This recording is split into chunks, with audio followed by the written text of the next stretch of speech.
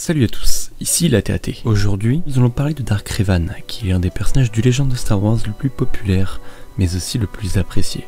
Tout cela est dû au mythe qui l'entoure. Durant sa vie tout entière, Revan n'a jamais cessé d'avancer, et surtout, de se surpasser.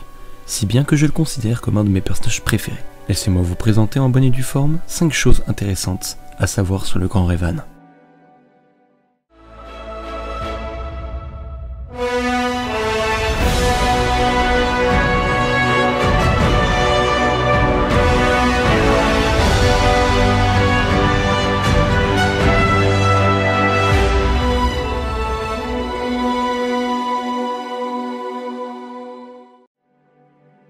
Revan masquait son identité. Déjà, il est intéressant de noter qu'on ne sait au final que très peu de choses sur ses origines. La légende raconte qu'il vit le jour sur une planète de la bordure extérieure, mais rien n'est sûr.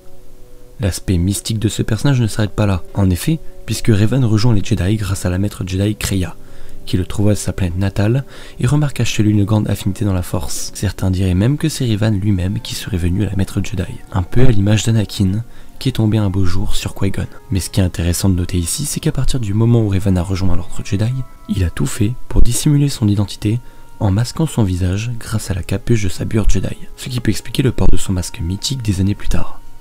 Durant les guerres mandaloriennes, en 3976 avant la bataille de Yavin, Revan a mis de côté sa bure Jedi pour désormais arborer une cape et un aume toujours dans le but de masquer son identité. Il ira jusqu'à porter ce masque qui fait le charme du personnage, masque trouvé sur la planète Katar. Tiens, en parlant de son masque, il y a une autre information à savoir à son sujet. Tout d'abord, il faut savoir que ce n'était pas son masque, mais celui d'une femme mandalorienne morte en combat sur Katar. Ainsi, Revan le récupéra et jura de le porter jusqu'à ce que la guerre contre les Mandaloriens enclenchée par Mandalore l'Ultime se termine. Donc en d'autres termes, jusqu'à ce que l'ennemi se rende. Et Revan était vraiment, vous savez, un personnage qui n'avait qu'une seule parole et qui était très obstiné à réussir. Finalement, alors que la guerre mandalorienne était terminée, se traduisant par la victoire de Revan et ses alliés, il décida de garder son masque, même après sa chute vers le côté obscur, jusqu'à la trahison de son apprenti Malak. Durant la guerre opposant l'armée de Revan et Malak aux Jedi, quelques Jedi ayant infiltré le vaisseau de Revan passent à l'offensive et affrontent ce dernier. Et Malak, se trouvant à bord d'un autre vaisseau, y voyait l'occasion de prendre le pouvoir sur son maître, et ordonne ainsi à ses hommes de faire feu sur son vaisseau. Bien que Revan fût lourdement touché par les tirs, cela ne l'acheva pas pour autant, et fut récupéré par la suite par Bastila Shan, une jeune Jedi très puissante dans la force. Si vous désirez connaître l'histoire complète de Revan, je vous renvoie sur la vidéo que j'ai faite à son sujet. Revan se maria avec Bastila Shan. Après avoir été trahi par son apprenti, Revan perdut connaissance puis a été récupéré par les Jedi qui ont reprogrammé son esprit. Puis il s'avère que Bastila et Revan possèdent désormais un lien fort les reliant grâce à la force, ce qui a permis quelque part leur romance. Ensemble, ils ont eu un fils nommé Vaner Shan, qui contrairement à ses parents, était insensible à la force. Vaner est devenu par la suite un grand homme politique au sein de la République Galactique. D'ailleurs, et je pense que vous vous en doutez, mais Satil Shan faisait partie de la lignée des Shan, tout comme Theron, et donc elle est aussi une descendante de Revan. Revan était l'un des précurseurs de la règle des deux et le premier Dark.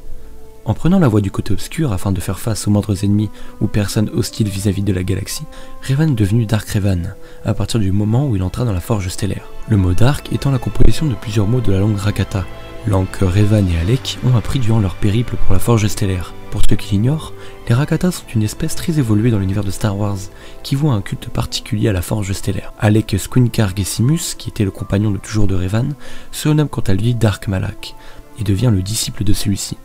Revan lui prit alors son aile et lui apprit tout ce qu'il savait sur la Force, comme un genre d'apprentissage si vous voulez.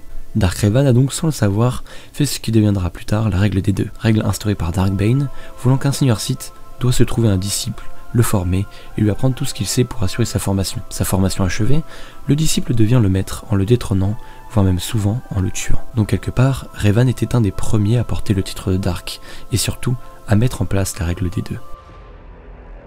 C'est Revan qui causa la blessure au visage de Malak. Revan était un excellent combattant, cela est dû aux entraînements ardus qui s'imposa pour se perfectionner. Il chercha constamment à s'améliorer et à connaître tout sur tout pour que rien n'ait de secret pour lui, et marquer l'ordre Sith, qui restait discret à cette époque. Mais Revan devait aussi s'assurer que son entourage n'avait aucune faiblesse, et donc ne faisait de cadeaux à personne, et encore moins à Malak, avec qui il passait beaucoup de temps à s'entraîner. Un jour, Malak tenta d'assassiner son maître, afin de récupérer son titre, et son héritage. Cependant, il échoua, et au cours du duel, Revan lui trancha la mâchoire. Depuis ce jour-là, il était obligé de porter une mâchoire en acier ainsi qu'un genre de vocodeur pour lui permettre de parler, ce qui fait toute l'originalité du personnage de Dark Malak. Voilà les amis pour cette vidéo, j'espère qu'elle vous aura plu.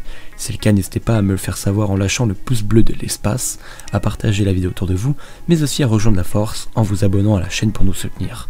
D'ailleurs, n'hésitez pas à me dire dans les commentaires avec quel autre personnage aimeriez-vous que je fasse une vidéo comme celle-ci. Sur ce, je vous laisse et vous dis à vendredi prochain pour une toute nouvelle vidéo. Et n'oubliez pas, la force est avec vous, pour toujours.